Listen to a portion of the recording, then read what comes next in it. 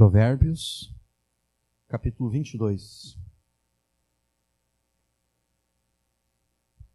Nós vamos fazer um pouquinho diferente hoje. Normalmente nós lemos o capítulo inteiro, né? Mas hoje, inicialmente, nós lemos apenas alguns versículos. Nós faremos uma pregação no capítulo inteiro, mas inicialmente leremos apenas alguns versículos. Então, Provérbios capítulo 22, nós vamos ler a partir do versículo 17. Inclina o teu ouvido e ouve as palavras dos sábios, e aplica o teu coração ao meu conhecimento. Porque te será agradável se as guardares no teu íntimo, se aplicares todas elas aos teus lábios. Para que a tua confiança esteja no Senhor, faço-te sabê-las hoje a ti mesmo. Porventura não te escrevi excelentes coisas acerca de todo o conselho e conhecimento, para fazer-te saber a certeza das palavras da verdade, e assim possas responder palavras de verdade aos que te consultarem? Nós vamos ler esses versículos novamente. Eu peço que vocês prestem atenção, principalmente nos versículos 19 e 21, que falam acerca de confiança, que falam acerca de certeza, que falam acerca de verdade. Então, novamente, Provérbios 22, versículos 17 até o 21. Inclina o teu ouvido e ouve as palavras dos sábios, e aplica o teu coração ao meu conhecimento. Porque te será agradável se as guardares no teu íntimo, se aplicares todas elas aos seus lábios, para que a tua confiança esteja no Senhor. Para que a tua confiança esteja no Senhor, eu faço-te sabê-las hoje a ti mesmo. Faço-te saber o quê? As palavras de Deus, a sabedoria de Deus. Porventura não te escrevi excelentes coisas acerca de todo o conselho e conhecimento, para fazer-te saber o quê? A certeza das palavras da verdade. E assim possas responder palavras de verdade aos que te consultarem? Amém. Até aqui a palavra de Deus. Nós vivemos dias em que a confiança da população brasileira nas instituições públicas está completamente abalada. Esse texto fala acerca de confiança. Nós devemos ter a confiança em alguém, no Senhor.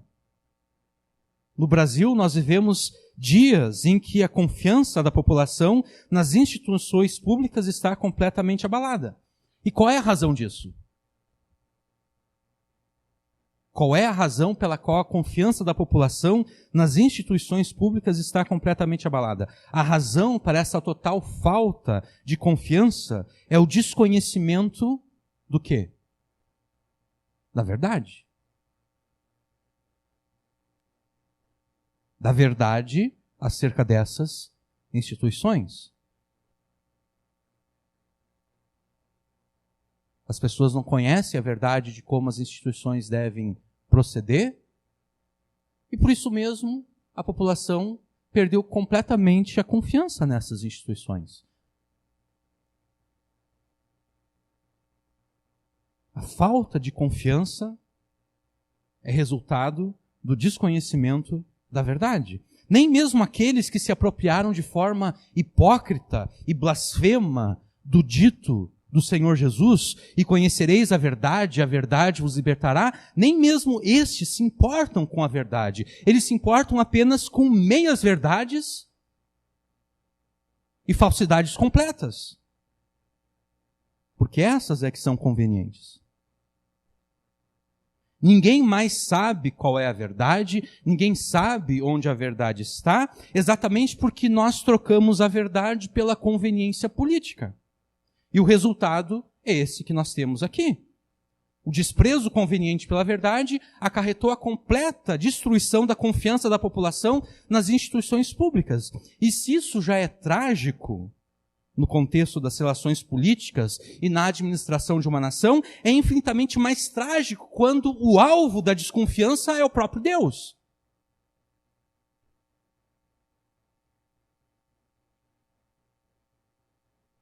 O professor que me ensinou a pregar, ele disse que a gente nunca deve supor que as pessoas que vêm ao culto, elas estão devidamente preparadas para ouvir a palavra de Deus. Então a introdução, ela sempre tem que ter um ponto de ligação com a vida comum das pessoas, aquilo que elas experimentaram durante a semana,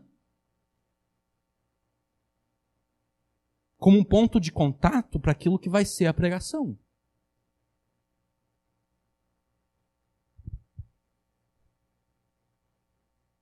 Então, se isso já é trágico no contexto das relações políticas, se isso já é trágico no contexto da administração de uma nação, é infinitamente mais trágico quando o alvo da desconfiança não são as instituições públicas, e sim o próprio Deus.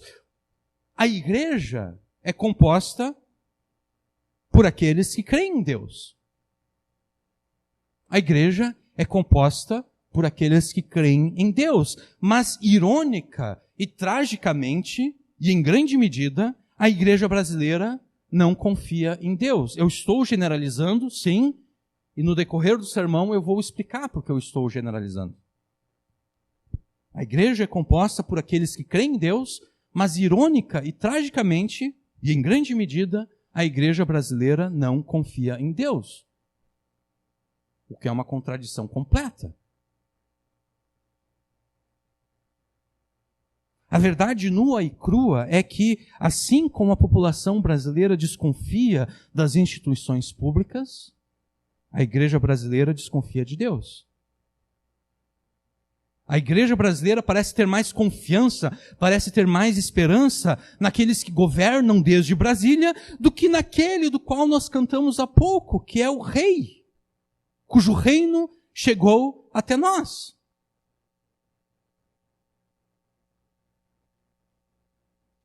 A igreja brasileira parece ter mais confiança e esperança naqueles que governam de Brasília do que naquele que governa desde os céus.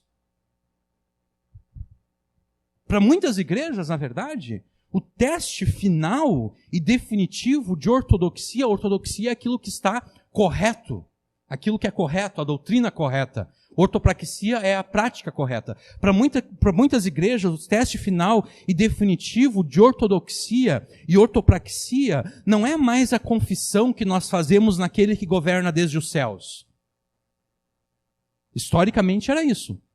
O que você confessa acerca de Jesus? Você reconhece Jesus como Filho de Deus? Você reconhece Jesus como Filho de Deus que se fez homem? Você reconhece Jesus como Filho de Deus que se fez homem, veio a esta terra para morrer no lugar dos pecadores e então ressuscitar para salvar um povo para Deus? Você reconhece Jesus como aquele que, depois de ter sido morto, ressuscitado, subiu ao céu e está assentado à destra de Deus, de onde reina até que todos os seus inimigos sejam colocados como um escabelo para os seus pés, e então de onde ele virá quando todos os inimigos forem colocados debaixo dos seus pés, com a única exceção da morte, que é o inimigo, o último inimigo será derrotado, então ele finalmente virá para julgar os vivos e os mortos. Historicamente, era por meio dessa confissão que as igrejas determinavam a ortodoxia e a ortopraxia de outras igrejas e outros crentes. Mas para muitas igrejas, hoje, o teste final e definitivo de ortodoxia e ortopraxia não está na confissão que nós fazemos naquele que governa desde os céus, mas sim na confissão que nós fazemos naquele que governa desde Brasília.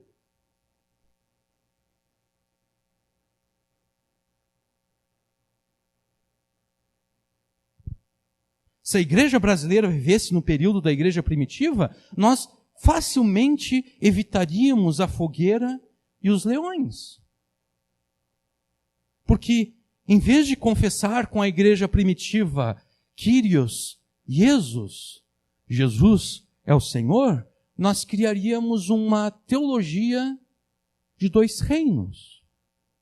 Um reino terrestre, onde César é Senhor, onde nós diríamos Kyrios, Kaiser, César é Senhor, e com relação às coisas espirituais, que são etéreas, que não tem nada a ver com esse mundo, aí sim nós diríamos Jesus é Senhor.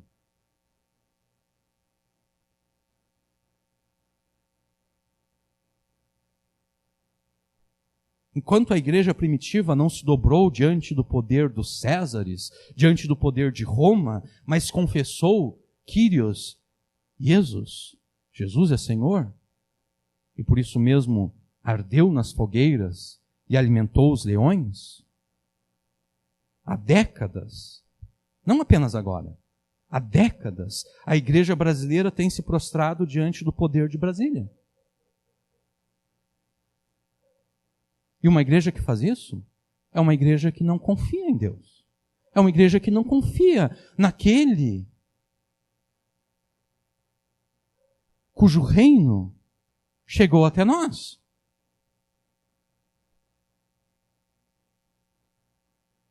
Uma igreja que prefere ter a cidadania de Brasília e não a cidadania celestial é uma igreja que não confia em Deus. E não é à toa que nós vivemos dias de absoluta confusão doutrinária e teológica, que se reflete num comportamento antiético e completamente fora dos padrões. E isso tanto por parte da liderança da igreja, quanto por parte dos crentes. Porque o livro de Juízes nos ensina uma lição muito importante. O livro de Juízes tem um versículo lá que é citado 2 vezes neste livro.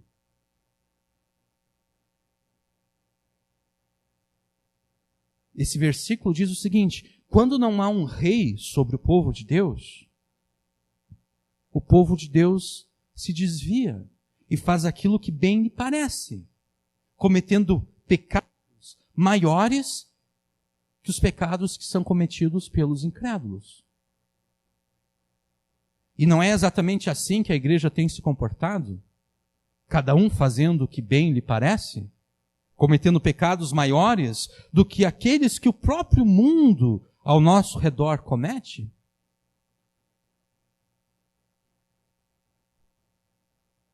Assim como Israel, no tempo dos juízes, não reconheceu o reinado de Deus sobre eles, e por isso mesmo eles resolveram fazer aquilo que bem lhes parecia, a igreja brasileira trocou o governo divino, exercido por Jesus, desde os céus pelos governos humanos, e por isso mesmo a igreja faz aquilo que bem lhe parece.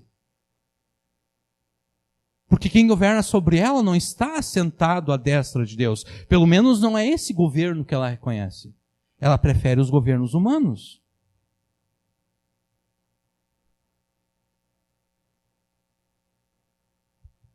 A igreja brasileira depositou a sua confiança nos governos humanos, não agora, já há décadas, porque muitos agora que querem posar de defensores da família defendiam o PT e aquilo que o PT fazia, são um bando de hipócritas. A igreja brasileira depositou a sua confiança nos governos humanos como consequência da sua desconfiança de Deus, como consequência da sua falta de fé em Deus, como consequência da sua rejeição do governo de Jesus sobre ela.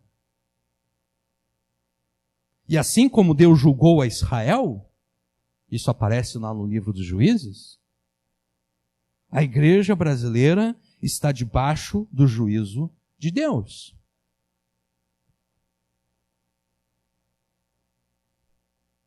E esse juízo se mostra na completa confusão teológica e ética que tem abalado em muitos casos e, na verdade, tem destruído a confiabilidade do testemunho que é, de fato, distintamente cristão e evangélico na nação brasileira. O testemunho da igreja está destruído. A igreja é uma piada. No livro de Atos, as pessoas tinham medo de se juntar à igreja.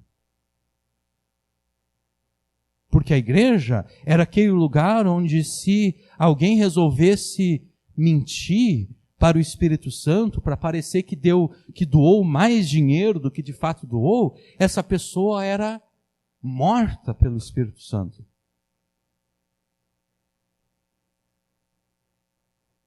Mas a igreja é uma piada no Brasil hoje. Porque o Espírito Santo está longe da igreja hoje.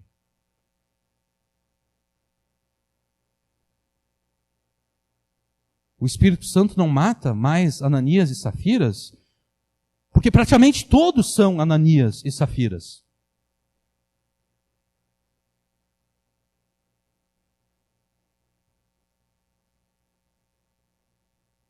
Por ter desconfiado de Deus e preferido as conveniências do poder político, econômico, Deus está julgando a igreja brasileira. Deus está destruindo a confiabilidade do testemunho cristão e evangélico em toda a nação.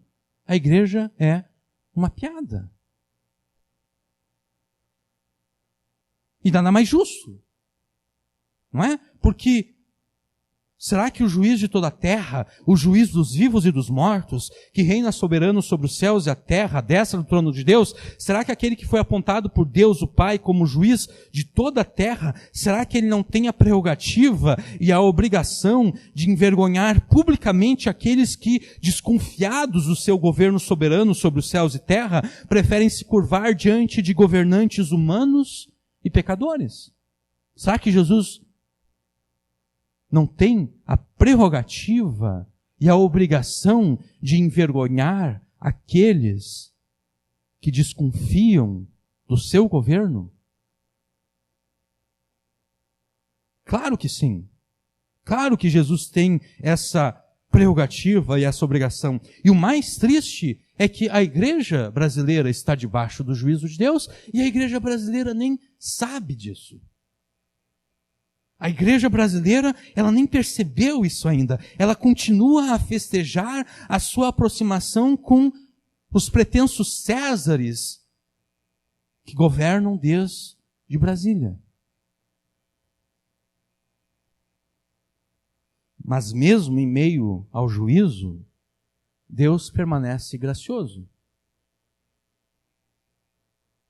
Deus nos oferece a oportunidade para o arrependimento. E o arrependimento está em prestar atenção à sabedoria e verdade de Deus. A mesma sabedoria e verdade que a igreja brasileira tem desprezado agora já por anos, por décadas, aplicando essa sabedoria e essa verdade às nossas vidas e circunstâncias. Porque enquanto nós estivermos cativos à sabedoria humana, enquanto nós estivermos cativos à sabedoria diabólica, enquanto estivermos cativos à verdade relativizada e conveniente dos poderes humanos, a nossa confiança em Deus apenas vai diminuir.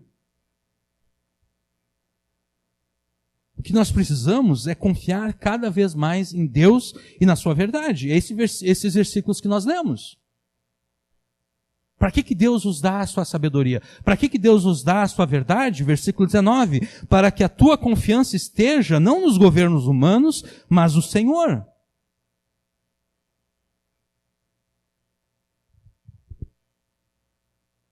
É com essa verdade bíblica que o Espírito Santo quer te admoestar e desafiar nessa noite. Mas se você falhar nisso, a tua confiança em Deus, a tua confiança na verdade de Deus, ela vai diminuir cada vez mais. Até que não haja mais nenhuma diferença entre você e o incrédulo.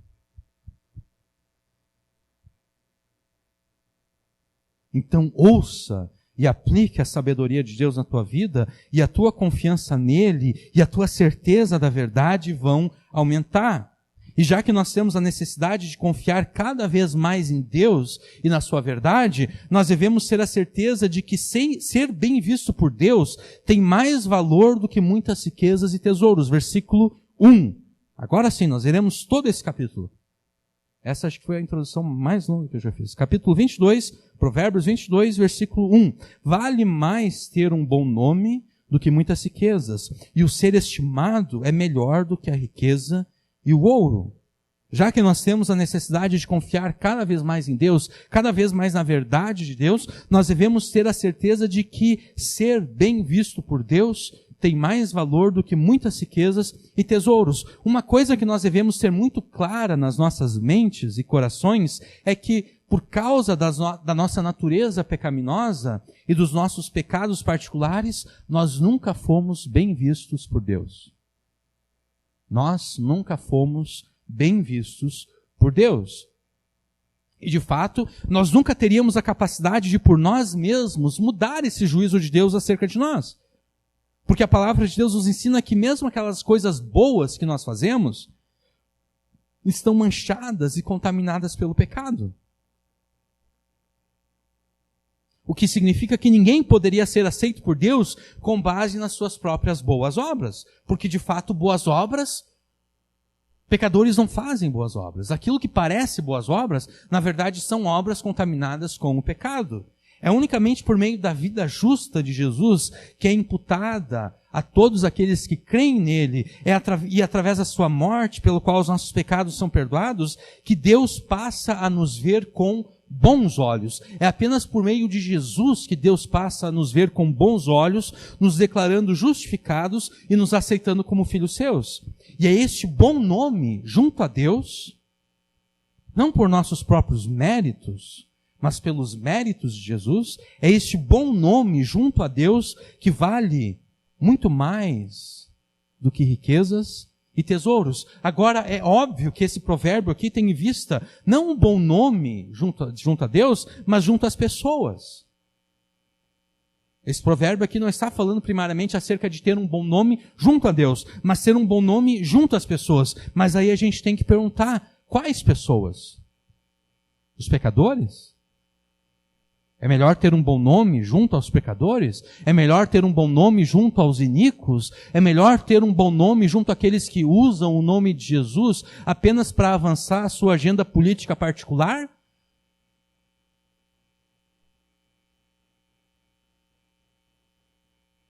Ou é melhor ter um bom nome junto àqueles que de fato são crentes, junto àqueles que de fato são discípulos de Jesus e filhos de Deus? Como Provérbios foi escrito no contexto da aliança e para o povo da aliança, obviamente o bom nome que mais vale do que tesouros e riquezas é o bom nome junto aos demais filhos de Deus. Por isso nós enfatizamos primeiramente a necessidade de termos um bom nome junto a Deus, porque somente então, tendo um bom nome junto a Deus, nós teremos um bom nome junto aos filhos de Deus. É óbvio que se você for fiel a Deus, você vai desagradar aqueles que são infiéis a Deus. Mesmo aqueles infiéis que afirmam ser filhos de Deus, ainda que não sejam. O teu objetivo primário, então, não deve ser a busca de um bom nome junto aos filhos de Deus.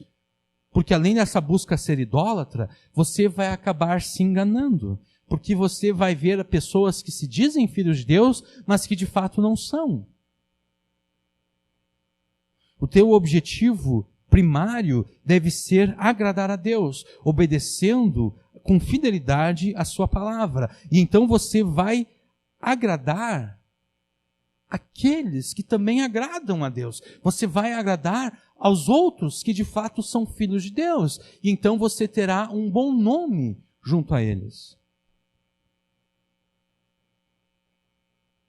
E como esse provérbio afirma que é melhor ter um bom nome do que muitas riquezas, a questão de fundo aqui diz respeito à tua ética, tanto no trabalho quanto nos negócios. Se a única forma de você obter lucro é por meio da mentira, é por meio do engano, é por meio da falsidade ou do crime, é melhor que você não tenha lucro algum. E haja conforme a justiça de Deus. Se você é um empregado, trabalhe com fidelidade. E se você é um empregador, trate os teus empregados de forma justa. Seja absolutamente correto em todos os teus negócios, porque mais vale um bom nome junto a Deus e junto aos filhos de Deus do que muitas riquezas e tesouros. Você não deve pecar e nem cometer crimes para enriquecer, exatamente porque a tua riqueza ou a tua pobreza material ou financeira está nas mãos de Deus, está na providência soberana dele. Versículo 2: o rico e o pobre se encontram. A todos o Senhor o fez. Deus criou tanto o rico quanto o pobre. Deus fez com que o rico fosse rico e Deus fez com que o pobre fosse pobre. Por isso você não deve pecar e nem cometer crimes para enriquecer. Exatamente porque a tua riqueza ou a tua pobreza, do ponto de vista material e financeiro, está nas mãos de Deus. Deus fez o rico como rico e Deus fez o pobre como pobre. O Deus soberano dessa palavra que nós estamos pregando é aquele que define as circunstâncias de cada um de nós. A uns ele fez ricos, a outros ele fez pobres. E obviamente que essa providência soberana de Deus, na definição das circunstâncias de cada um de nós, ela é exaustiva, ela vai além das nossas condições econômicas. A uns ele dá bens, a outros não. A uns ele dá saúde, a outros não. A uns ele alivia a solidão, de outros não.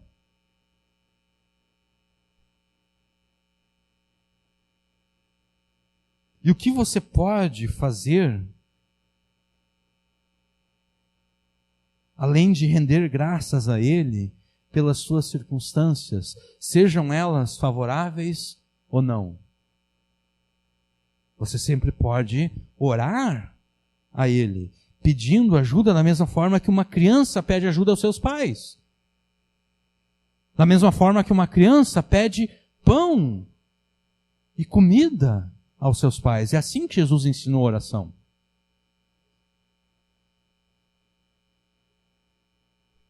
E enquanto você ora ao teu Pai Celestial, você também deve trabalhar em direção daquilo que você pede a Ele.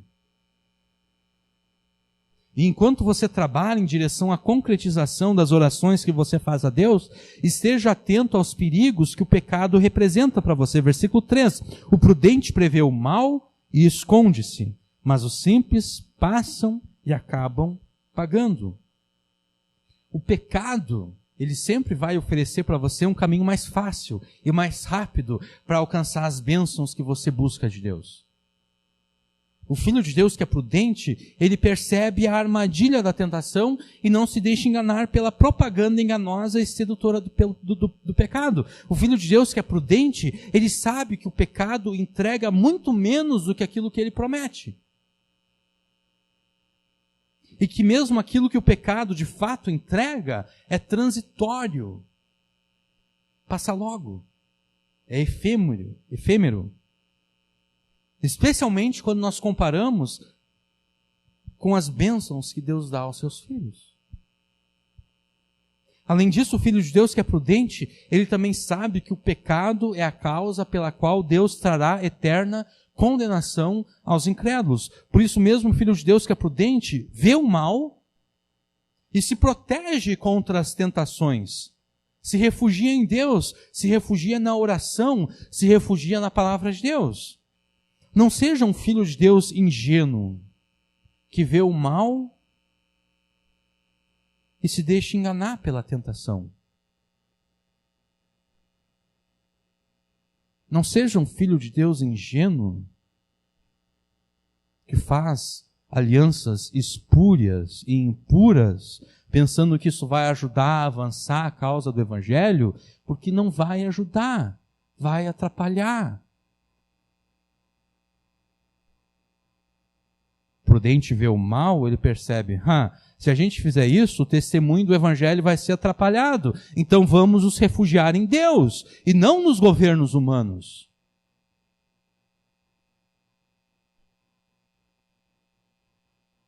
Prudente vê o mal e se esconde. Mas aquele que é simples, aquele que é ingênuo, aquele que ainda não entende como a vida funciona,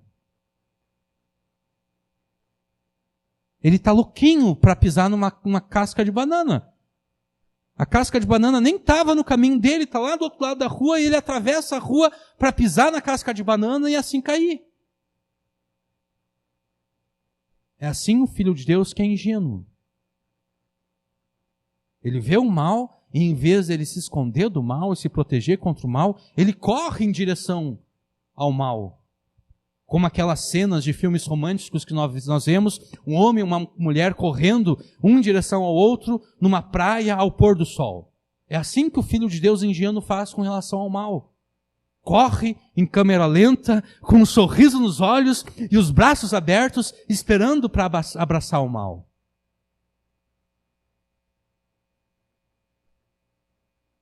Não seja um filho de Deus ingênuo que vê o mal e se deixa enganar pela tentação, porque então você sofrerá as consequências de ter desobedecido a Deus.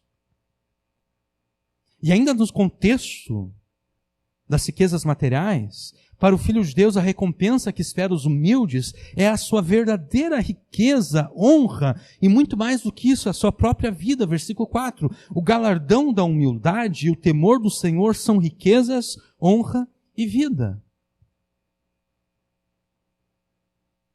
E qual é a recompensa que Deus dará aos humildes? Isaías nos diz isso. Eu vou ler para vocês aqui Isaías 57:15. Porque assim diz o alto e o sublime, que habita na eternidade, cujo nome é santo. Habito num lugar santo e alto, ou melhor, eu troquei aqui. Habito num lugar alto e santo, mas eu também habito com o contrito e com o humilde de espírito, para vivificar o espírito dos humildes e o coração dos contritos. E Jesus, em Mateus 5:3, complementa: bem-aventurados os pobres em espírito, bem-aventurados os humildes de espírito, porque deles é o reino dos céus. A recompensa que Deus dará aos humildes é a sua presença com eles e o reino dos céus. O Filho de Deus considera a presença de Deus com ele e a posse, a possessão eterna do reino dos céus, como sendo superior a qualquer coisa que ele possa possuir neste mundo, a qualquer influência política ou econômica que ele possa ter neste mundo. Para o Filho de Deus, a presença de Deus na sua vida e a possessão eterna do reino dos céus é a sua verdadeira riqueza, é a sua honra, e muito mais do que isso, é a sua própria vida.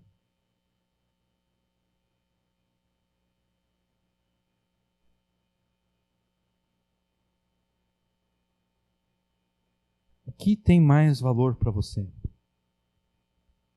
Riquezas e tesouros terrenos, influência política e econômica, ou ter a presença de Deus e o reino dos céus como possessão eterna?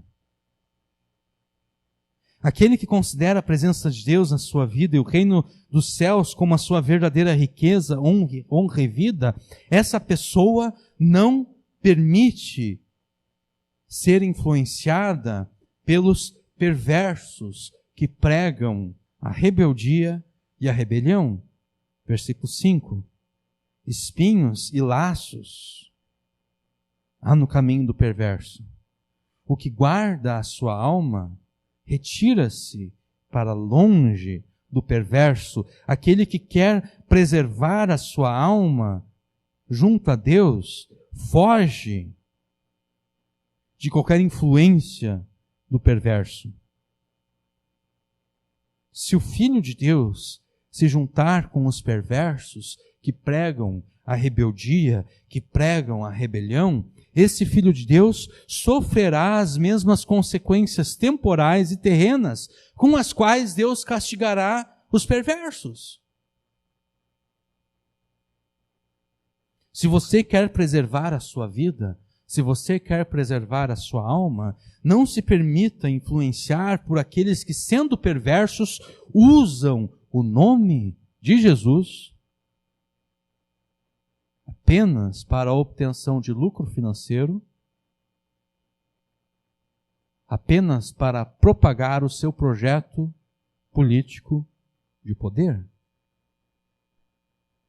Usam o nome do Senhor em vão, de forma blasfêmia. tomam o nome de Jesus nos seus lábios, mas não se apartam da iniquidade. Não se deixe influenciar por pessoas assim. Não permita que a fé evangélica seja sequestrada por pessoas assim. Não permita que o evangelho seja sequestrado por pessoas que usam o nome de Jesus unicamente para avançar a sua agenda política particular e proteger os seus familiares.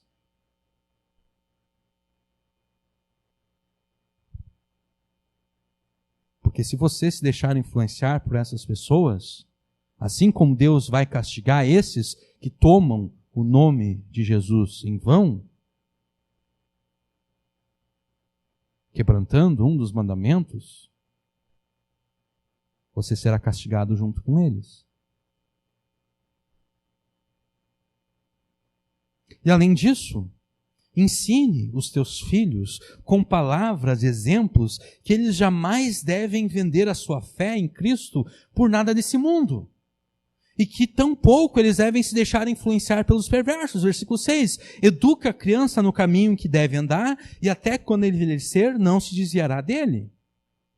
Se você ensinar dessa forma o evangelho aos teus filhos, os seus filhos jamais vão se desviar do evangelho. Mas se você ensinar aos seus filhos que não existe, não há de fato nenhum problema em se deixar influenciar pelos perversos, que usam o nome de Jesus apenas por conveniência para obter vantagens e lucros, adivinha só, os seus filhos, eles nem mesmo se chegarão a desviar de Jesus. Sabe por quê? Porque eles nunca estiveram firmes em Jesus. Porque se você ensina aos teus filhos que não há problema em se deixar influenciar pelos perversos, você nunca garantiu que os teus filhos de fato crescem em Jesus, como a Escritura ordena que todas as pessoas devam crer em Jesus. Então, de fato, os teus filhos nunca vão nem se desviar de Jesus, porque eles nunca estiveram no caminho com Jesus. E adivinha só, você também não. Porque quem ensina rebeldia contra o Senhor Jesus aos seus filhos, será que essa pessoa algum dia esteve de fato em Jesus?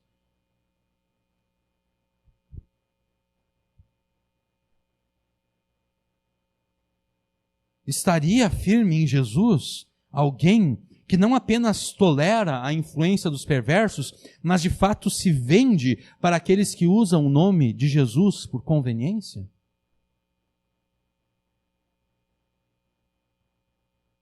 Se você ensinar os seus filhos que não há nenhum problema em vender a sua consciência religiosa aos perversos, os seus filhos jamais se desviarão desse caminho tortuoso no qual você os colocou.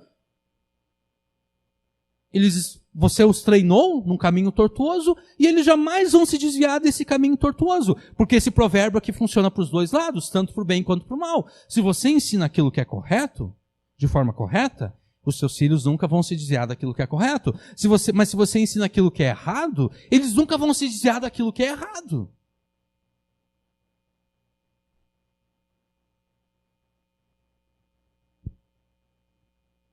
E esse caminho tortuoso, destino, só tem um final: a morte eterna. Por isso mesmo, não se permita dominar por ninguém além da palavra de Deus e não tome emprestado dos ímpios e pecadores capital político, porque então eles dominarão sobre você. Versículo 7. O rico domina sobre os pobres e o que toma emprestado é servo do que empresta. Esse provérbio aqui, obviamente, se refere ao fato de que a pessoa que toma emprestado capital financeiro de alguém acaba por ficar escravizada à pessoa que lhe emprestou.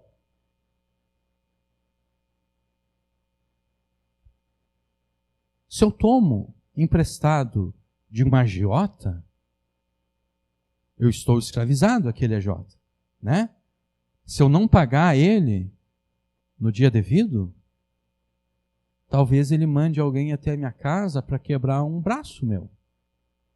Né? Porque eu sempre penso, o agiota burro é aquele que manda matar a pessoa que deve para ele, porque quem é que vai pagar depois que o cara está morto. O agiota inteligente é aquele que não mata a pessoa que ele deve. O agiota inteligente é aquele que quebra o braço, quebra a perna.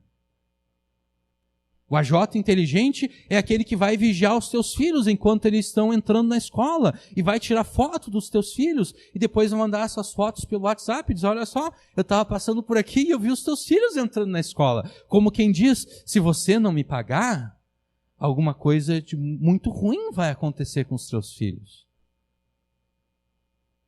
Ou agora, não num cenário assim tão trágico como esse, se eu pego o empréstimo, se eu faço um financiamento junto a um banco, eu me torno escravo daquele banco. Porque se eu não pagar a dívida, o banco vai tomar aquilo que é meu. Né? Se eu financio a construção da minha casa, e daí eu não pago, não vou pagando o financiamento, vai ter um momento em que o banco vai executar a hipoteca e ele vai tomar de mim aquela casa que eu construí e ele vai leiloar aquela casa para recuperar o dinheiro que foi emprestado e eu não paguei. Eu me tornei escravo daquele que me emprestou dinheiro. Mas a pior escravidão não é a escravidão da dívida financeira. Porque tudo bem, a pessoa pode ter financiado a casa, ela perdeu a casa. Ela pode ter financiado um carro, ela perdeu o carro. Tudo bem. A pior escravidão não é a escravidão da dívida financeira. A pior escravidão é a escravidão das ideias. Onde você não pode mais pensar por si mesmo. A pior escravidão é a escravidão do discurso. Onde você não pode mais falar por si mesmo. A pior escravidão é a escravidão da consciência. Você não pode mais crer da forma como você entende que deve crer. A pior escravidão é a escravidão da fé. O problema da igreja brasileira não são os empréstimos financeiros que ela tomou junto aos bancos públicos e privados ao longo das décadas. Esse não é o problema da igreja brasileira. O problema da igreja brasileira é o capital político que ela constantemente tem tomado junto aos nossos candidatos a Césares e autocratas lá de Brasília, tanto de esquerda quanto de direita. Esse é o problema da igreja. Não é o financiamento, não é empréstimo de capital financeiro. O problema da igreja é o empréstimo de capital político. Esse é o problema. Porque assim como eu me torno escravo daquele que me emprestou o dinheiro, eu também me torno escravo daquele de quem eu pedi capital político emprestado.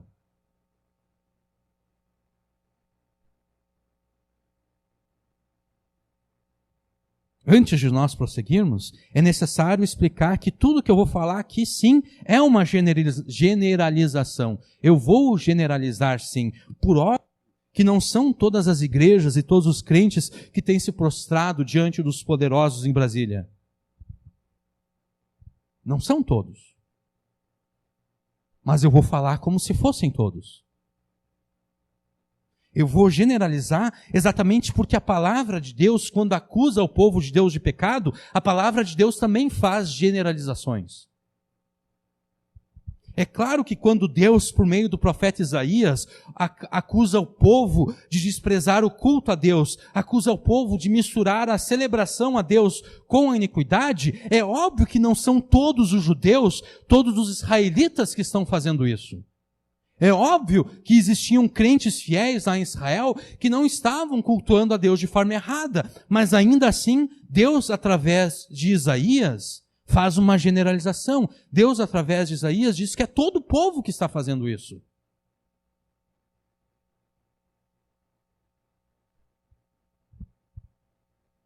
Essa mesma generalização é promovida por Deus nos demais profetas. O próprio Jesus faz generalizações, porque é óbvio que não eram todos os fariseus que eram tão hipócritas quanto Jesus os acusa em Mateus 23. Porque em Mateus 23 nós já estamos no final do ministério de Jesus. E nós temos pelo menos 2 fariseus que são discípulos de Jesus, Nicodemos e José de Arimateia, porque são eles exatamente que vão depois pedir o corpo de Jesus. Nicodemos e José de Arimateia têm mais coragem do que Pedro, Tiago e João, porque Pedro, Tiago e João estão trancados numa casa com medo. Mas Nicodemos e José de Arimateia, com coragem, vão até Pilatos e pedem a Pilatos o corpo de Jesus. Então, pelo menos 2 fariseus não eram tão hipócritas quanto a acusação que Jesus faz em Mateus 23. Mas ainda assim, Jesus generaliza. Jesus diz: ai de vós, escribas e fariseus. Jesus não coloca, com exceção de Nicodemos e José de Arimateia. Jesus não coloca essa exceção. Embora ele soubesse que havia essa exceção, ele não fala ela. Jesus faz uso de generalizações. Deus faz questão de usar generalizações ao repreender o pecado em meio ao seu povo, exatamente para levar cada indivíduo do seu povo a julgar a si mesmo.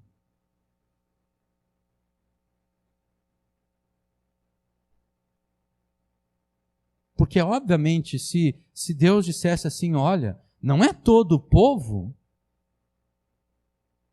o coração enganoso das pessoas sempre vai levar as pessoas a pensar que elas são melhores do que elas de fato são.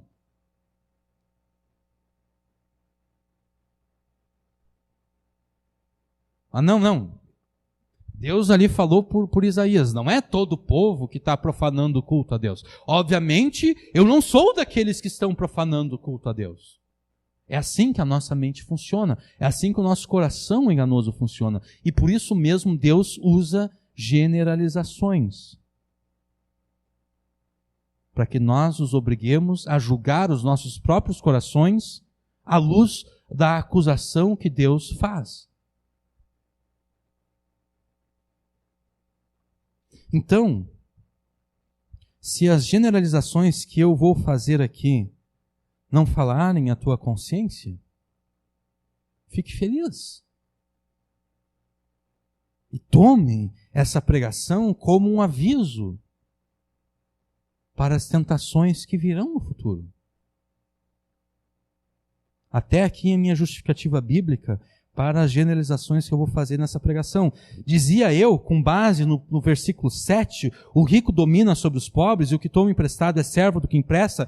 Dizia eu que esse versículo 7 aqui se refere ao fato de que a pessoa que toma emprestado o capital financeiro de alguém acaba por ficar escravizada à pessoa que lhe emprestou. Mas a pior escravidão não é a escravidão da dívida financeira. A pior escravidão é a escravidão das ideias, a escravidão do discurso, a escravidão da consciência, a escravidão da fé. O problema da igreja brasileira não são os empréstimos financeiros que ela tomou junto aos bancos públicos e privados ao longo das décadas. O problema da igreja brasileira é o capital político que ela constantemente tem tomado junto aos nossos governantes lá de Brasília, tanto de esquerda quanto de direita. A igreja tem como Senhor aquele que antes de subir aos céus para assentar-se à destra do trono de Deus, até que os seus inimigos sejam colocados como uma plataforma para os seus pés, a igreja tem como Senhor aquele que ao subir aos céus disse: toda a autoridade me foi dada nos céus e na terra.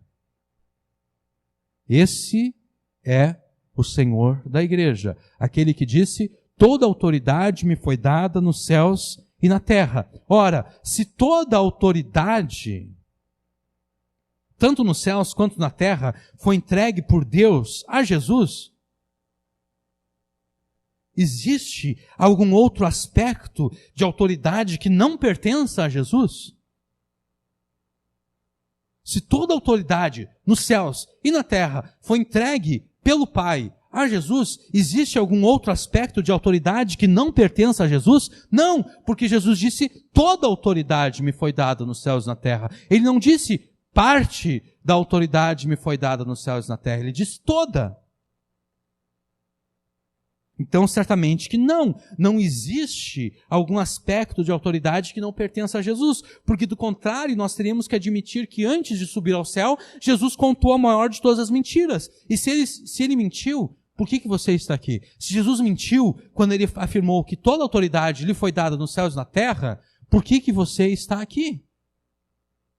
Porque então é mentira que o reino dele chegou à tua vida, porque como o reino dele poderia chegar à tua vida se ele não recebeu toda a autoridade nos céus e na terra? Mas sendo que você está aqui,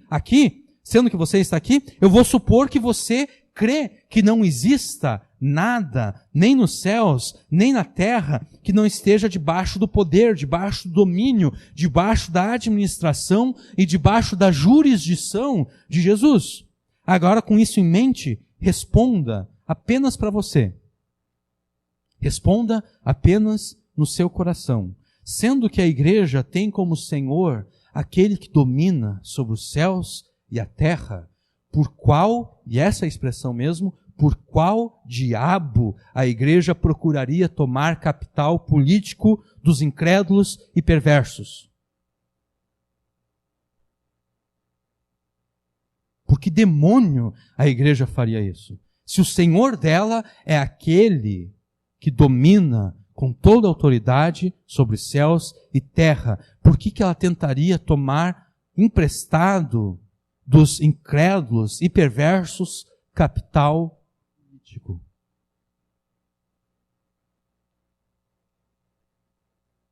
Por que a igreja faria isso? A única alternativa é que a igreja brasileira não leva a sério aquilo que Jesus falou lá em Mateus 28. A igreja de fato não crê que Jesus tem todo o poder nos céus e na terra. É a única alternativa.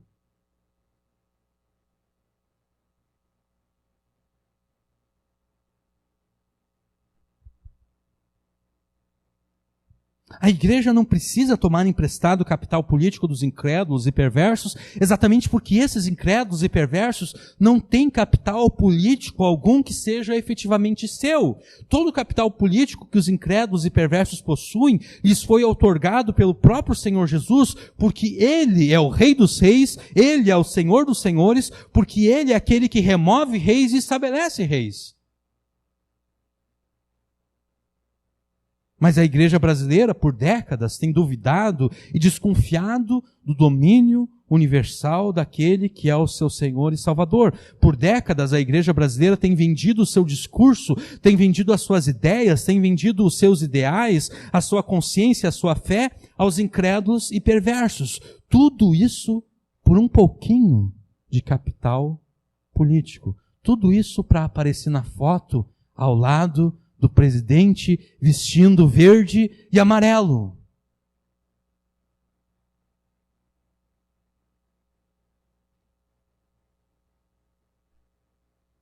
A palavra de Deus afirma que a igreja está assentada com Cristo nos lugares celestiais. Isso é Efésios.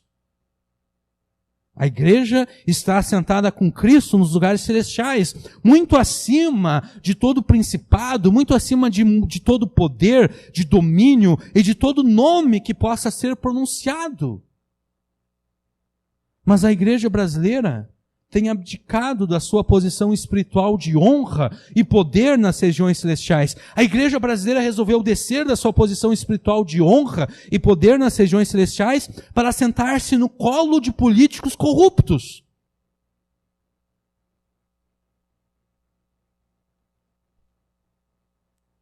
Que blasfemam o nome de Jesus, usando o nome do Senhor e Salvador apenas para obter vantagens pessoais. A igreja brasileira trocou a cidade, como diz o escritor de Hebreus, a cidade que foi edificada pelo próprio Deus, a Jerusalém celestial. A igreja trocou a cidade edificada pelo próprio Deus pela cidade que foi edificada por Oscar Niemeyer, Brasília. A igreja brasileira trocou o reino de Deus pelo reino dos homens.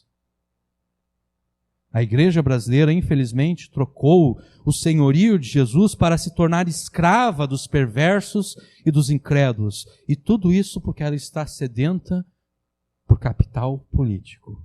Ela quer ter influência política nesse mundo. Ela quer ter influência econômica nesse mundo.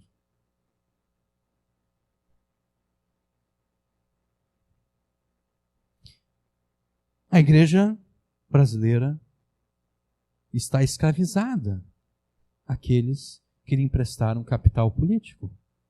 A igreja brasileira está escravizada aos perversos e aos incrédulos. E sendo escrava dos perversos e incrédulos, a igreja brasileira acaba por semear a perversidade. Versículo 8. O que semear a perversidade, cegará males, e com a vara da sua própria indignação será extinto. Sendo escrava dos perversos e incrédulos, a igreja brasileira acaba por semear perversidade, o que na verdade já está acontecendo, né? Ou não é verdade que o testemunho da igreja brasileira se tornou uma piada?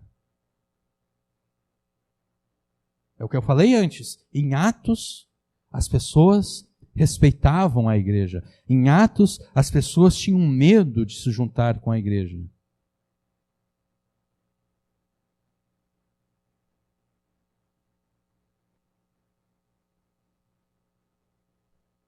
Mas nós somos uma piada que se permite ser usada como joguete político.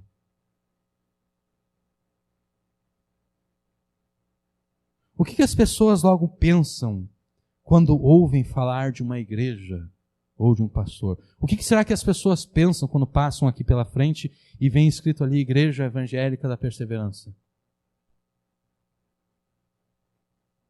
O que as pessoas pensam quando elas passam na frente de qualquer outra igreja que exista por aí?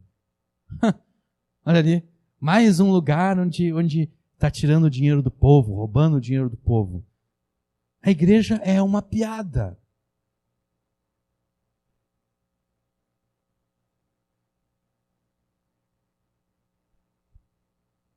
E sendo sincero, não é sem razão esse preconceito. Porque se eu não reconheço Jesus como o Senhor da igreja,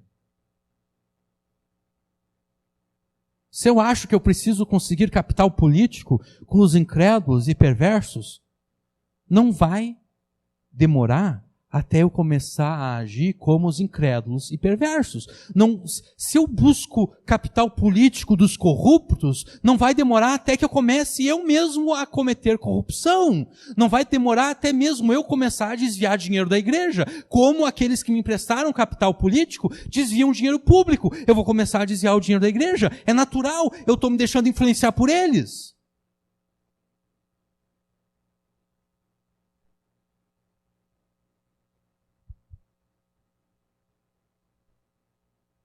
E para além dessas falcatruas, nós temos também os escândalos de cunho sexual, que vão desde o adultério, onde existe o consentimento das duas partes, passa pelo abuso de poder religioso, onde o pastor usa a sua influência para defraudar mulheres e assim conseguir favores sexuais, chegando até o estupro e até mesmo a pedofilia.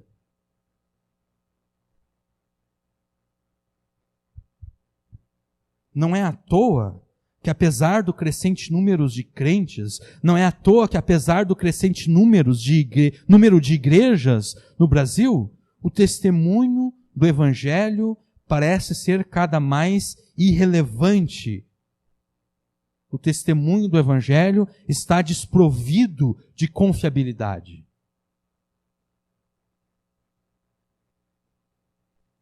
Esse é o juízo de Deus sobre a igreja brasileira.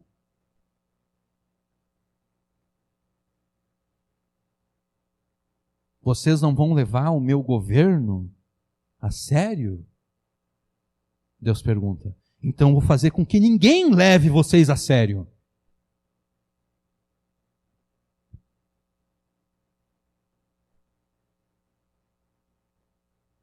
A igreja tem semeado perversidades e, como consequência, tem colhido males.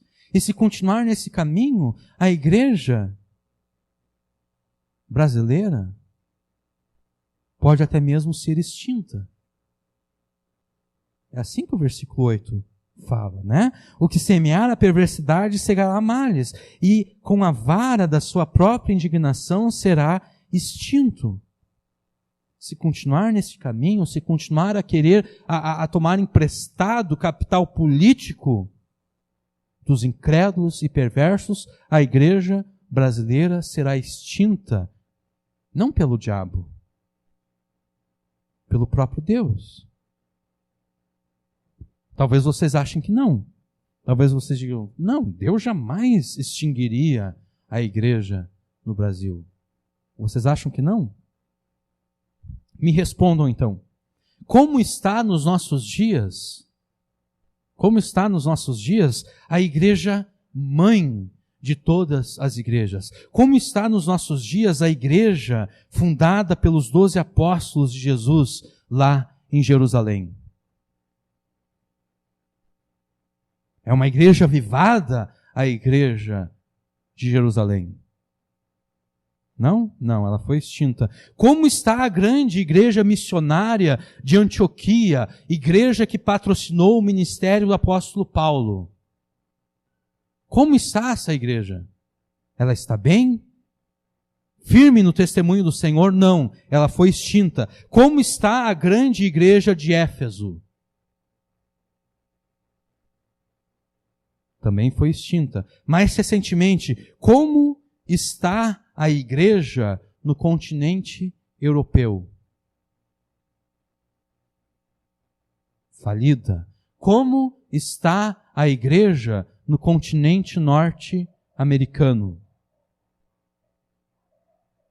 Falida também.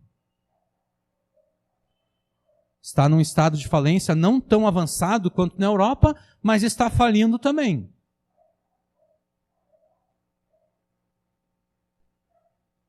Deus não é avesso a extinguir igrejas.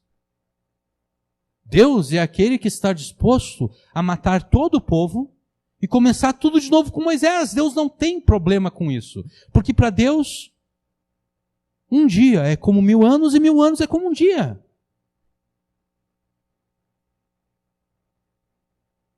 Para Deus, desde Abraão até Moisés, se passaram apenas alguns minutos. Deus pensa, não, aqui, ó, quer saber? Eu posso destruir tudo, vou começar tudo de novo com Moisés, não tem problema, não tenho pressa. Essa é a santidade de Deus.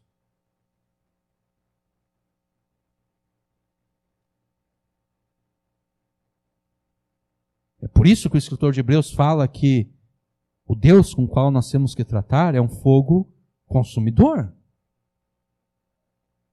Porque é um Deus que não tem nenhum problema em extinguir aquela parte do seu povo que rejeitou o seu governo, que rejeitou o seu Messias. Se continuar no caminho que está atualmente, vendendo-se e entregando-se aos incrédulos e perversos em troca de capital político, o juízo de Deus sobre a igreja brasileira será a sua extinção, porque Deus não se deixa escarnecer.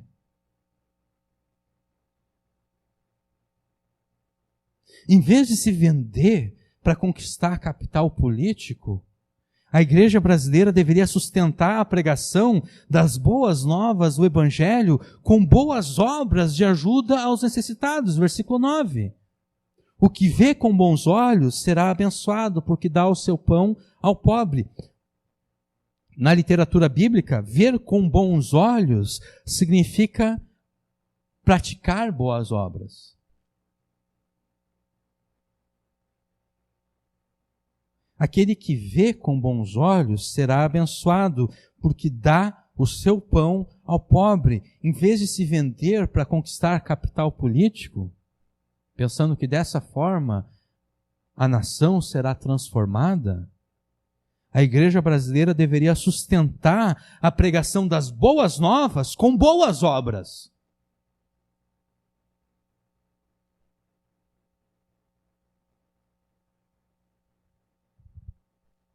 E então, em vez do juízo, Deus abençoará a igreja.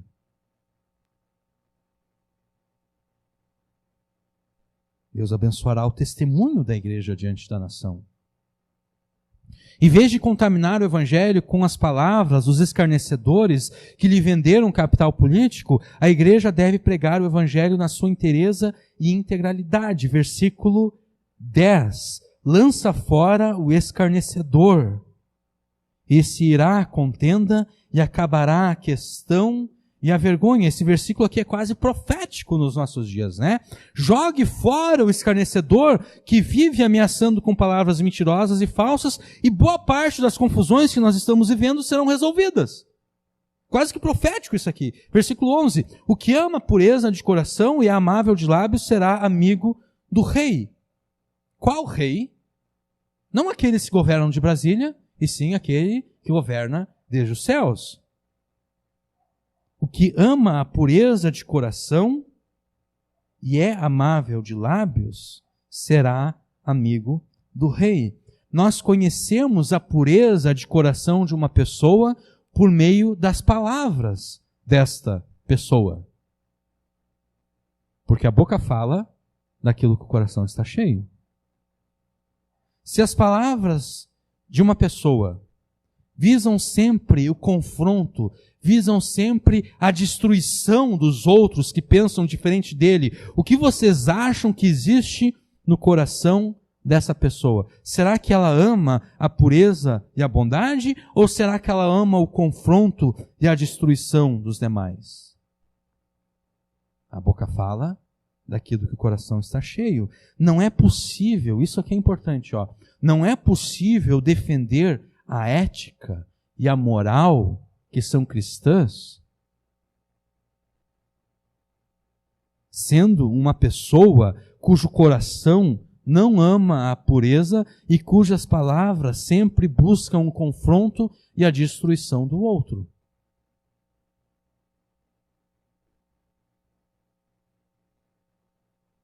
Eu não gosto muito dessa expressão, mas não é possível defender os bons costumes da família tradicional cristã brasileira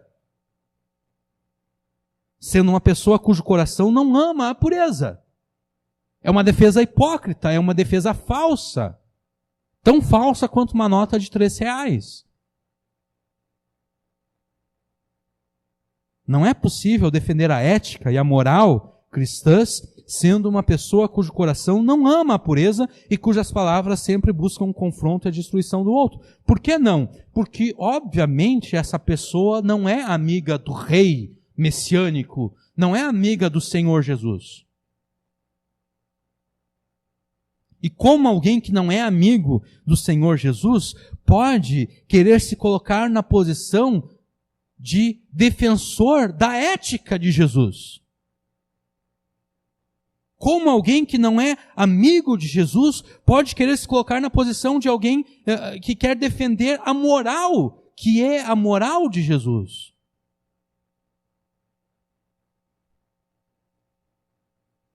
Não tem como.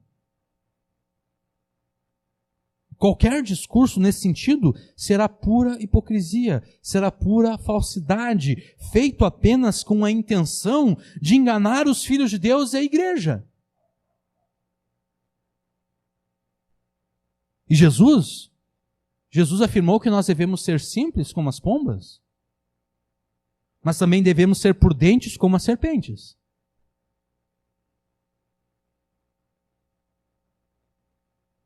E uma vez eu já disse que os crentes gostam muito de ser pombinha. O crente gosta de ser ingênuo.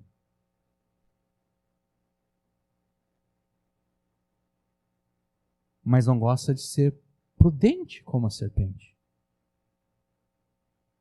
Não gosta de raciocinar e verificar o risco que se corre fazendo certas alianças.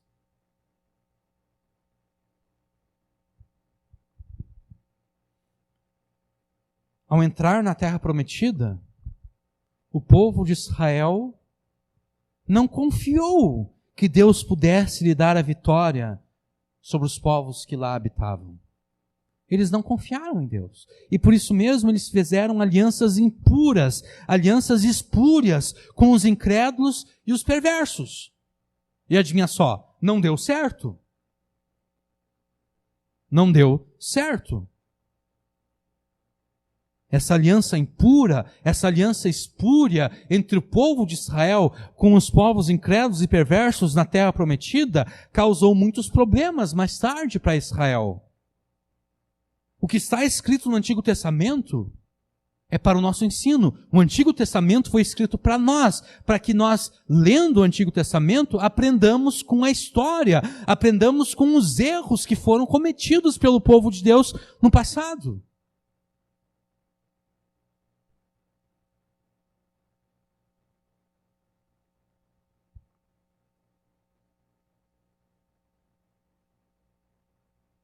Assim como Israel não confiou que Deus pudesse lhes dar a terra prometida, e por isso então fez alianças impuras, a igreja brasileira parece crer que Deus não é poderoso para converter a nação.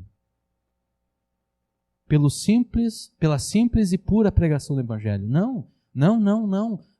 Nós precisamos do capital político, nós precisamos de influência política, nós precisamos de um ministro no STF que seja terrivelmente evangélico. Quando tivermos lá um ministro terrivelmente evangélico, aí sim, aí o avivamento vai vir, aí a nação será convertida. Glória a Deus, aleluia!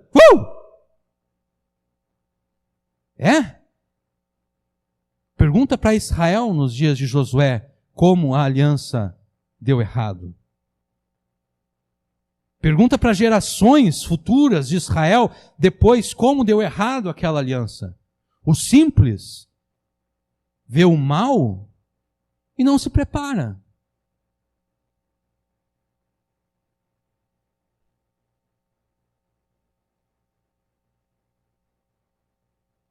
Devemos ser simples como as pombas, mas devemos ser prudentes como as serpentes. Ninguém consegue se aproximar de uma serpente sem levar um bote, né? A serpente, normalmente, ela vai fugir do ser humano. Mas se eu encurralo uma serpente ali no canto e começo a me aproximar dela, o que vocês acham que vai acontecer com ela? Ela vai me dar o bote. E se ela for uma serpente venenosa, eu vou morrer. É assim que a igreja deve ser. Prudente como uma serpente. Está vendo o mal se aproximar? Se prepara para o bote.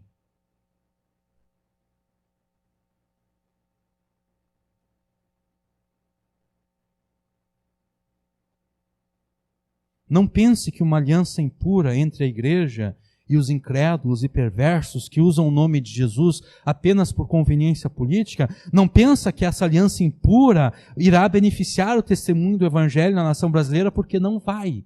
Simplesmente não vai. Sabe por quê? Porque a partir do momento que você pega emprestado capital político, você já não pode mais ser um João Batista que diz que Herodes não pode estar com a mulher com a qual ele está. A igreja brasileira vai ter que deixar de denunciar certos pecados, porque esses pecados são cometidos por aqueles que emprestou para a igreja o capital político. Se João Batista tivesse pego emprestado de Herodes capital político, vocês já acham que ele poderia acusar Herodes de adultério? Não. Melhor para João Batista, nós pensaremos, né? Pelo menos ele não morreria. Sim, ele não morreria, ele não seria decapitado, mas ele também não seria considerado por Jesus como o maior de todos os profetas da antiga aliança. Ele seria igualado por Jesus aos profetas falsos do Antigo Testamento.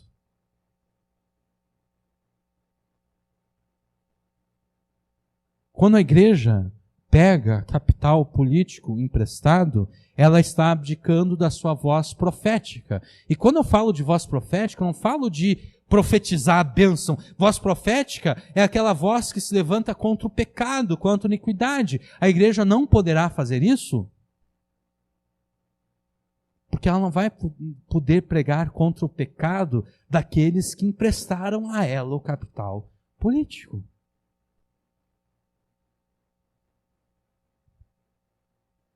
essa aliança impura irá cada vez mais desvirtuar o testemunho da igreja, até levá-la ao ponto de abandonar a pregação do evangelho para dar prioridade à defesa de um projeto político de poder.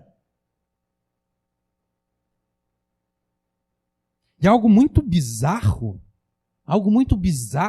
está acontecendo no meio pentecostal e neopentecostal. Eu falo desse meio exatamente porque essa é a parte do evangelicalismo brasileiro que crê na continuidade de dons, como de profecia, por exemplo. Algo muito bizarro está acontecendo. Nós temos crentes e pastores profetizando a bênção de Deus sobre o governo, da mesma forma que os falsos profetas profetizavam a bênção de Deus sobre Acabe.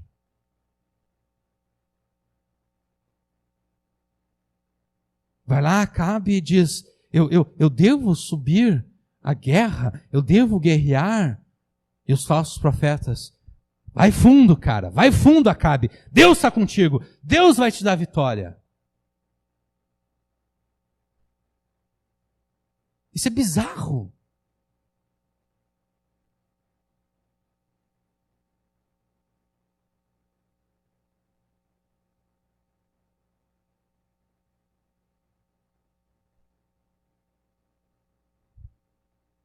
É bizarro.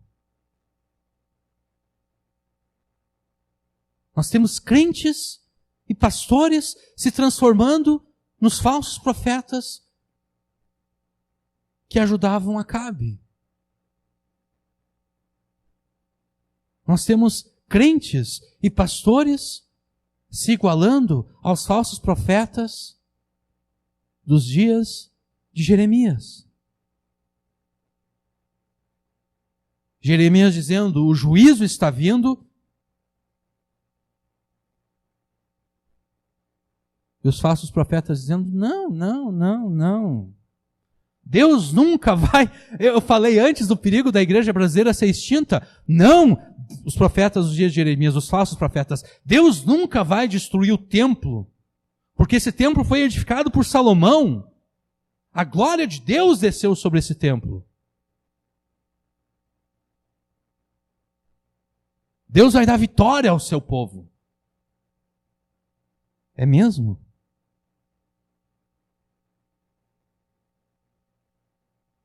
Diz isso para todos aqueles que acreditaram nas falsas profecias dos falsos profetas e que foram mortos por Nabucodonosor quando Deus fez com que Nabucodonosor invadisse Jerusalém e destruísse o templo. Porque através de Jeremias Deus disse, todo aquele que se render a Nabucodonosor será salvo. Mas os falsos profetas diziam, não. Os falsos profetas causaram a morte do povo de Deus. Eu afirmei antes que essas profecias são falsas. Como eu sei que essas profecias são falsas? Eu sei por aquilo que a palavra de Deus afirma acerca do caráter justo e santo de Deus. Deus não terá por inocente todo aquele que toma o seu nome em vão.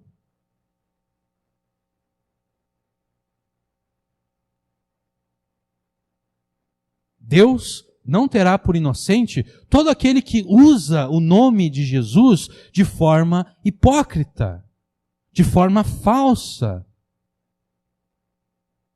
Deus não terá por inocente. É por isso que eu sei que essas profecias são falsas, porque elas contradizem aquilo que Deus afirma acerca de si mesmo na sua palavra.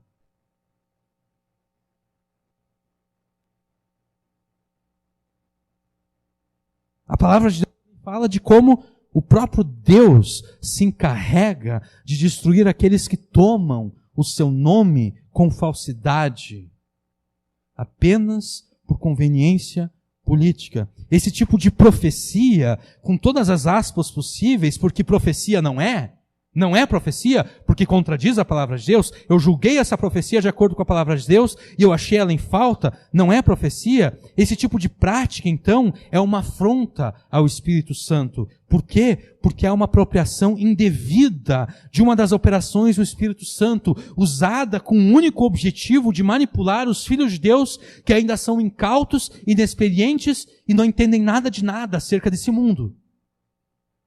É uma apropriação indevida dos dons do Espírito. E vocês acham que o Espírito Santo, que é santo, vai permitir que por muito tempo um dos seus dons seja usado apenas para tomar emprestado capital político? Ele não vai permitir isso. Então não se engane, Deus julgará todos aqueles que afrontam o Espírito Santo, falsificando profecias, tudo isso para defender um projeto político de poder. Em vez de defender um projeto político de poder, a igreja deve pregar o Evangelho.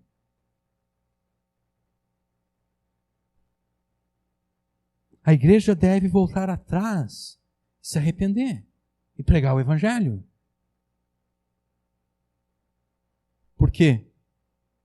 Versículo 12. Os olhos do Senhor conservam o conhecimento. Obviamente aqui o conhecimento é o conhecimento de Deus. Os olhos do Senhor conservam o conhecimento, mas as palavras do ímpio o Senhor transtornará. Por que a igreja deve se arrepender e voltar atrás? Porque Deus tem compromisso unicamente com a sua palavra. E nada mais. Quanto às palavras e promessas do iníquo e do perverso, Deus vai destruí-las. Os olhos do Senhor se preocupam em conservar apenas a sua palavra, apenas o conhecimento dele. Mas as palavras do iníquo, as promessas do iníquo, Deus vai transtornar. O maior erro que a igreja brasileira está cometendo é confiar nas palavras e promessas de pessoas que usam o nome de Jesus com falsidade, porque já nos alertava o Salmo 146, desculpe. Aleluia! Ó minha alma, louva ao Senhor. Louvarei o Senhor durante a minha vida. Cantarei louvores ao meu Deus enquanto eu viver. Não confieis em príncipes, nem nos filhos dos homens, em quem não há salvação, ainda que o nome deles seja Messias. Quando lhes sai o Espírito, eles voltam ao pó. Nesse mesmo dia, cessam todos os seus planos. Bem-aventurado aquele que tem o Deus de Jacó como seu auxílio e cuja esperança está no Senhor seu Deus, que fez os céus, a terra, o mar e tudo quanto neles existe, guarda a verdade para sempre, que defende os oprimidos e dá alimento aos famintos. O Senhor é o Senhor que liberta os encarcerados. É o Senhor que abre os olhos dos cegos e levanta os abatidos. O Senhor ama os justos. O Senhor protege os peregrinos e ampara o órfão e a viúva, mas transtorna o caminho dos ímpios. O Senhor reinará para sempre. Não apenas por 4 anos, depois dependendo de uma reeleição. O Senhor reinará para sempre. Ó Sião, o teu Deus reinará por todas as gerações. Aleluia. Esse é o alerta do Salmo 146. Se a tua esperança e a tua confiança estiver em algum político, qualquer que seja esse político, as suas esperanças e confianças, elas serão frustradas pelo próprio Deus. Sabe por quê? Porque se você de fato é um filho de Deus, Deus jamais permitirá que você tenha esperança e confiança em outro além do Senhor Jesus. Se você de fato é um filho de Deus, Deus jamais permitirá que você, um filho dele, tenha esperança e confiança em além outro do Senhor Jesus. Por isso mesmo, Deus removerá todo e qualquer líder político que se torne um rival de Jesus no coração dos crentes.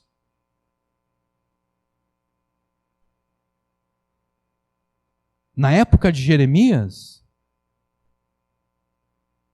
a esperança de Israel estava no Egito. Não, porque Egito é uma potência, Egito jamais vai permitir que o Nabucodonosor venha e nos ataque.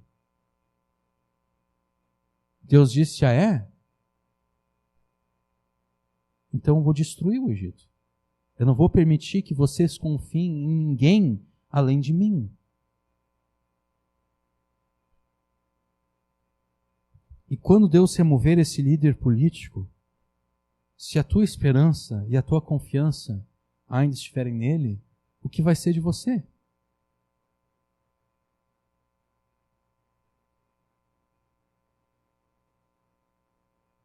Saindo um pouquinho do contexto aqui, por que Paulo afirma lá aos Coríntios, no capítulo 7, que aqueles que são casados devem viver como se casados não fossem? Paulo não estava liberando o adultério. O que Paulo estava dizendo é que a esperança de qualquer pessoa não pode estar no seu cônjuge. Porque se a minha esperança está no meu cônjuge, se toda a minha alegria, se toda a minha felicidade está no meu cônjuge, o que vai ser de mim quando o meu cônjuge for tirado de mim?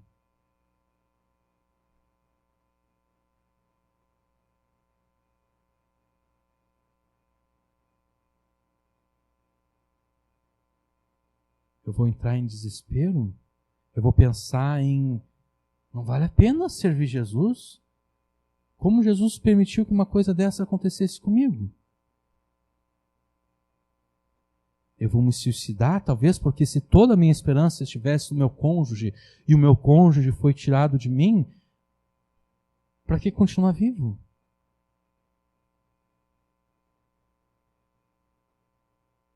Se a tua esperança, voltando um pouquinho, Deus vai remover todo e qualquer líder político que se torne um rival de Jesus no coração dos crentes. E se a tua esperança e a tua confiança numa vida melhor, numa nação transformada, estiver nesse líder político, o que será de você quando Deus remover esse líder político? Toda a tua esperança irá por água abaixo. Toda a tua confiança acabará.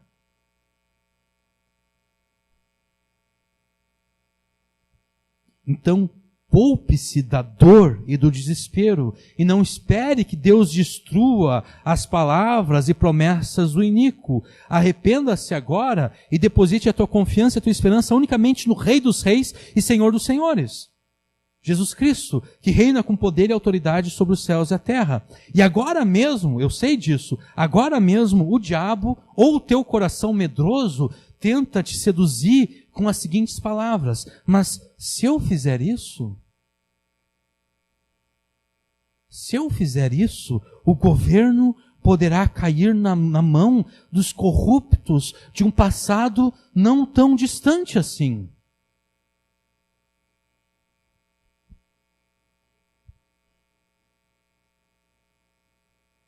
E então eu te faço a seguinte pergunta: quem é que remove reis e estabelece reis? Não é o Rei dos Reis e Senhor dos Senhores, o Senhor Jesus, que reina com poder e autoridade sobre os céus e a terra? Se você concorda com a resposta bíblica, então por que você se comporta como se o próximo governo do Brasil dependesse de quem você apoia ou deixa de apoiar?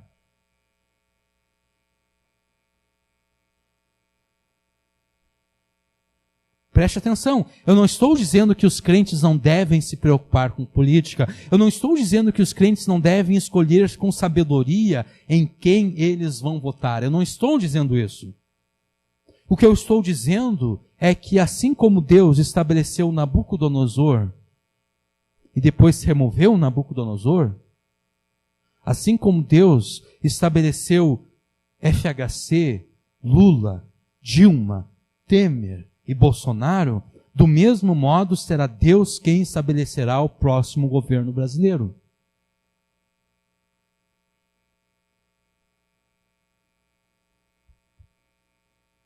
Versículo 13 nos diz o seguinte: diz o preguiçoso, um leão está lá fora, serei morto no meio das ruas. O provérbio, desse versículo 13 aqui, mostra que o preguiçoso é tão preguiçoso que ele usa o medo da tragédia como desculpa para não trabalhar.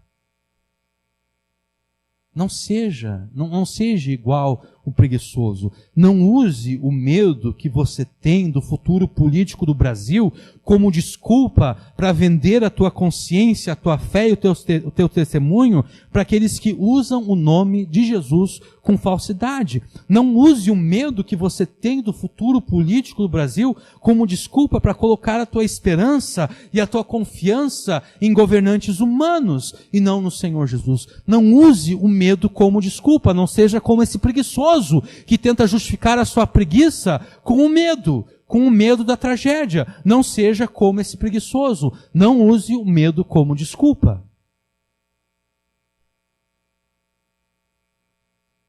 E se mesmo você tendo votado no melhor candidato, segundo aquilo que você entende, e ainda assim parecer bem a Jesus, fazer com que os corruptos do passado voltem, o que isso deve te ensinar?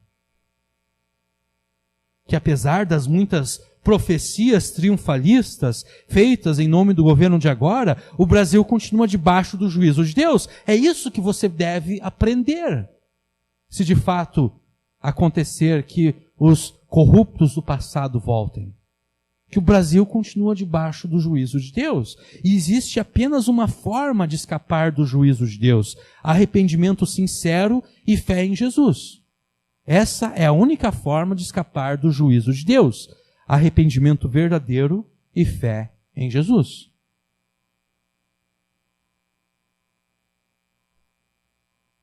Discursos do tipo Brasil acima de tudo e Deus acima de todos,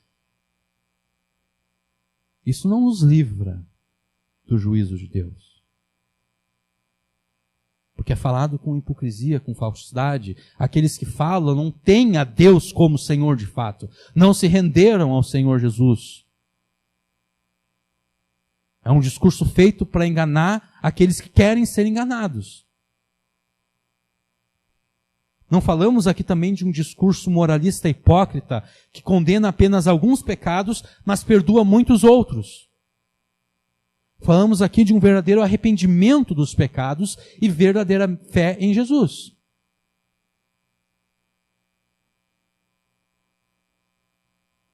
E este arrependimento e fé, eles surgirão na nação apenas quando a igreja deixar de tentar conquistar capital político com os poderosos para anunciar com pureza e inteireza o Evangelho. E se tivermos que pregar o Evangelho em meio a um cenário político desfavorável, que assim seja, porque a igreja primitiva também teve que fazer isso. A igreja perseguida na Coreia do Norte, na China, em outros lugares, continua tendo que fazer isso.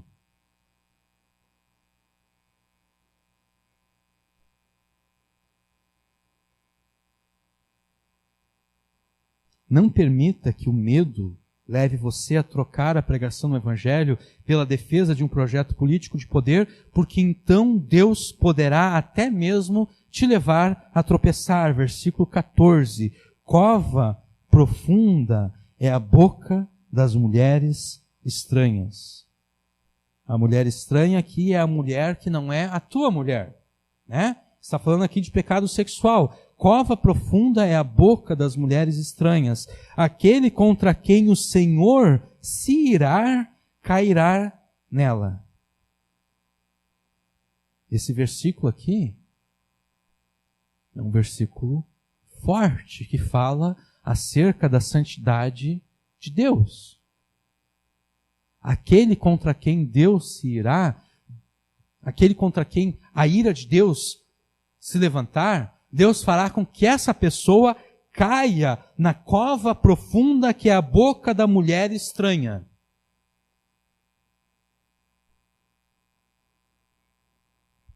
O que está claro nesse versículo aqui é que Deus ordena a queda de pessoas contra quem a sua ira se acende. E essa queda envolve o cometimento de pecados sexuais. Muito nós poderíamos dizer acerca da relação da soberania de Deus com os pecados cometidos, porque a conclusão óbvia aqui é que Deus determinou o pecado contra quem ele se irou. Essa é a conclusão. Mas nós não nos perderemos nessa discussão hoje. O que nos importa aqui é nos lembrarmos que em pregações passadas foi afirmado que Deus não se ira contra os seus filhos, porque a morte de Jesus consumou a ira de Deus sobre os seus filhos. Mas será que alguém que se recusa a confiar em Jesus de todo o coração, preferindo confiar em líderes políticos, será que essa pessoa é de fato um filho de Deus?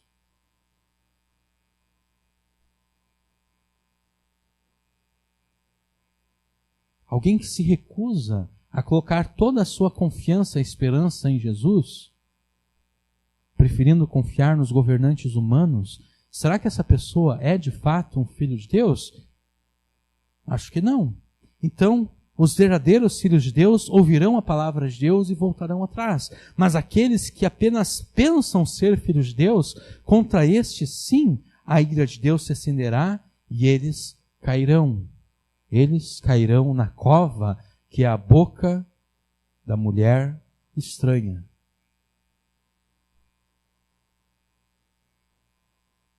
Mas o fato de Deus não se irar contra os seus filhos não significa que Deus não discipline os seus filhos, porque Deus disciplina os seus filhos exatamente para que nós sejamos participantes da sua santidade, conforme nós temos em Hebreus.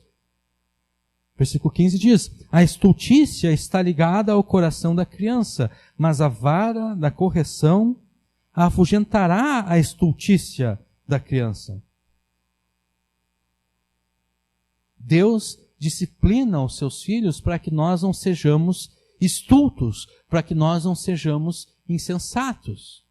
Deus disciplina os seus filhos. Mas muito melhor do que esperar a disciplina de Deus, para então voltar atrás e se arrepender, é arrepender-se com a simples repreensão e admoestação da pregação da palavra de Deus. Vocês não acham?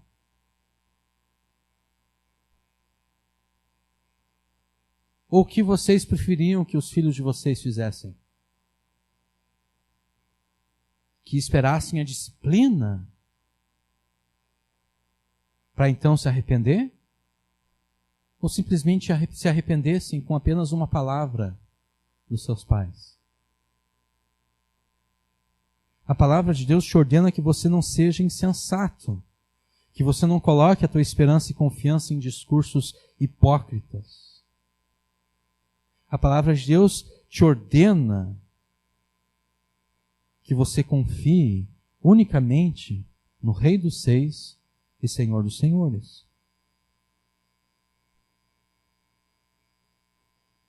Versículo 16. O que oprime ao pobre para se engrandecer a si mesmo, ou o que dá ao rico, certamente empobrecerá. Não tente alcançar capital político por meio da opressão daqueles que já são oprimidos e nem pela puxação de saco daqueles que são poderosos, porque então Deus vai destruir as suas esperanças.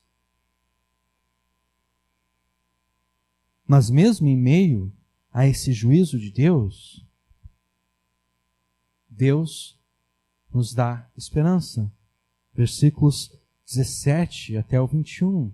Inclina o teu ouvido e ouve as palavras dos sábios, e aplica o teu coração ao meu conhecimento, porque te será agradável se as guardares no teu íntimo, se aplicares todas elas aos teus lábios, porque para que a tua confiança esteja em quem? No Senhor. É por isso que eu faço-te sabê-las hoje a ti mesmo. Porventura não te escrevi excelentes coisas acerca de todo o conselho e conhecimento, para fazer-te saber a certeza das palavras da verdade, e assim possas responder palavras de verdade aos que te consultarem?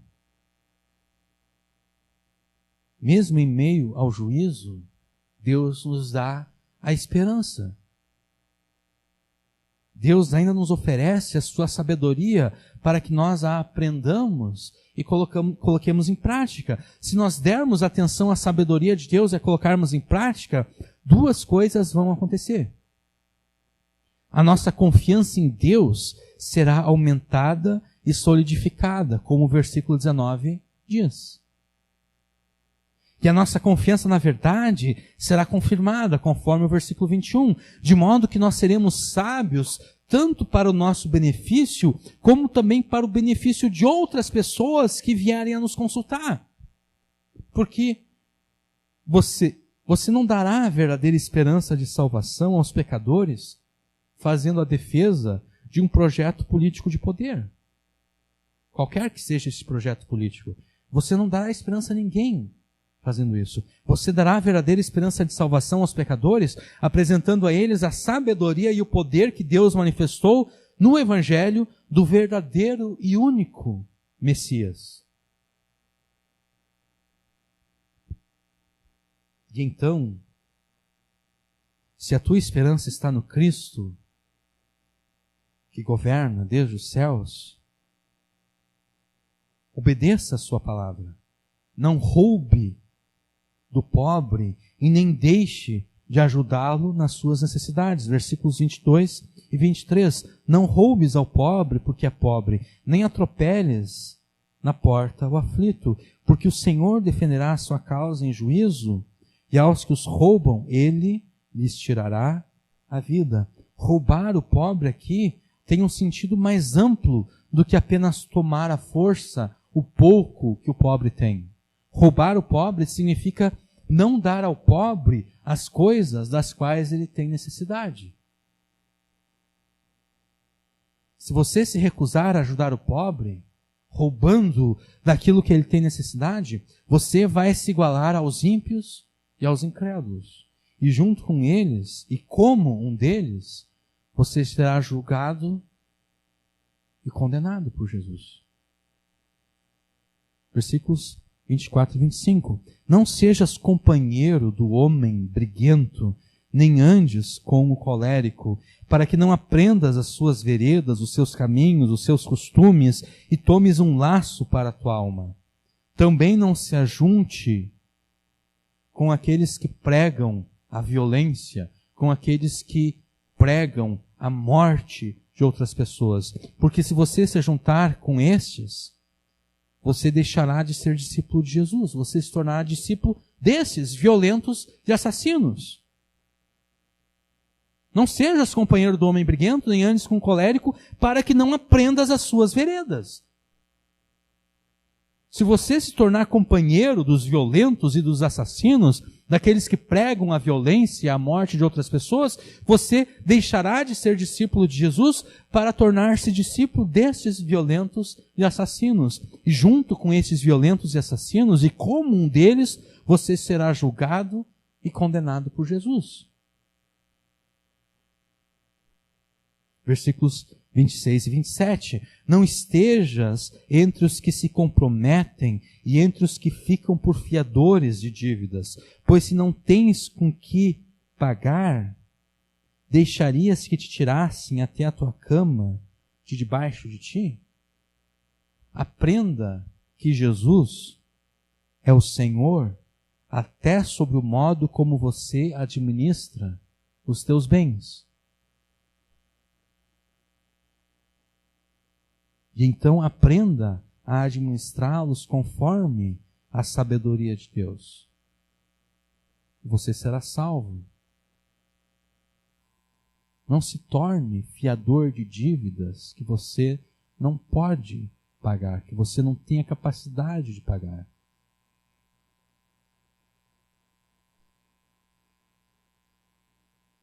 Não tome emprestado capital político, porque para pagar esse empréstimo você terá que negar a Jesus.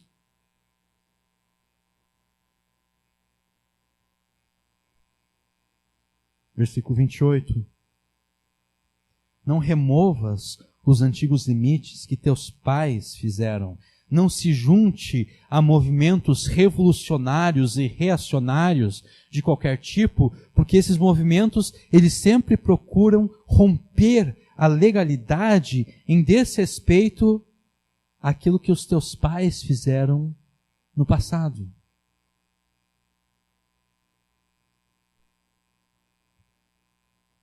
Versículo 29. Viste o homem diligente na sua obra? Perante reis será posto, não permanecerá entre os de posição inferior. Por fim, se Jesus é o teu Senhor e Salvador, seja dedicado e perseverante em qualquer trabalho que você tiver que fazer, porque é dessa forma que você vai glorificar a Jesus e será abençoado por Deus. Assim como a troca da verdade pela conveniência política é a causa principal pela qual nós enfrentamos os problemas que enfrentamos, o mesmo é verdade com relação à crise de confiança e confiabilidade que a igreja enfrenta diante da nação.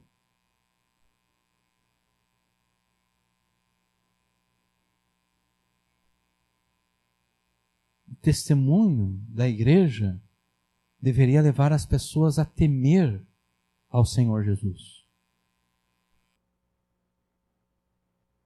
Mas hoje em dia, tudo que o testemunho da igreja faz é levar as pessoas a rirem da piada de mau gosto que a igreja se tornou.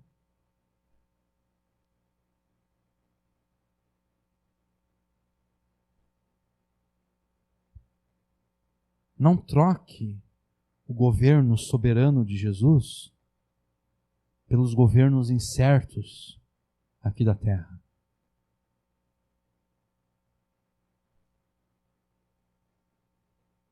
Não troque.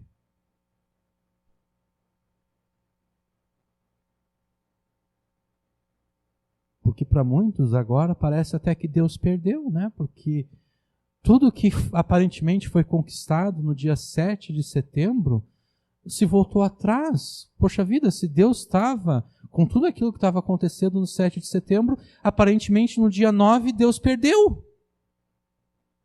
O nome de Deus é blasfemado pelas péssimas escolhas que são feitas.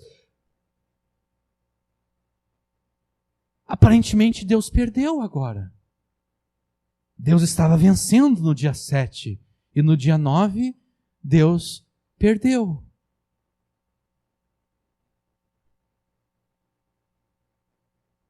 Não, Deus não perdeu, exatamente porque Deus não estava no dia 7.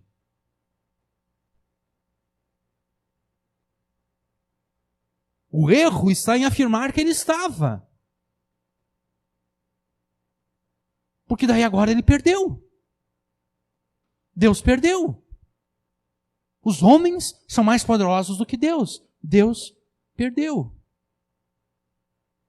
Não, Deus não perdeu. Não troque o governo soberano de Jesus pelos governos incertos aqui da terra. Não coloque a tua esperança e a tua confiança em príncipes humanos, em governantes humanos. Porque então a tua esperança e a tua confiança serão frustradas pelo próprio Deus, e isso para o teu bem. Porque Deus não permitirá que nenhuma pessoa rivalize no teu coração com Jesus, com a confiança e a esperança que você deve ter unicamente em Jesus. Mas ainda existe esperança para nós. Existe esperança. Deus está julgando, sim, a igreja brasileira, mas nós podemos escapar desse juízo. Existe esperança para nós se nós nos apegarmos com unhas e dentes à sabedoria de Deus e aplicarmos a sabedoria de Deus às nossas vidas e circunstâncias. Essa é a nossa esperança. Para que a nossa confiança em Deus aumente, para que a nossa certeza da verdade de Deus aumente. É com essa palavra que o Espírito Santo quer te admoestar e repreender nessa noite. Ouça e aplique a sabedoria de Deus na tua vida e a tua confiança em Deus e a certeza da verdade de Deus aumentarão. Amém.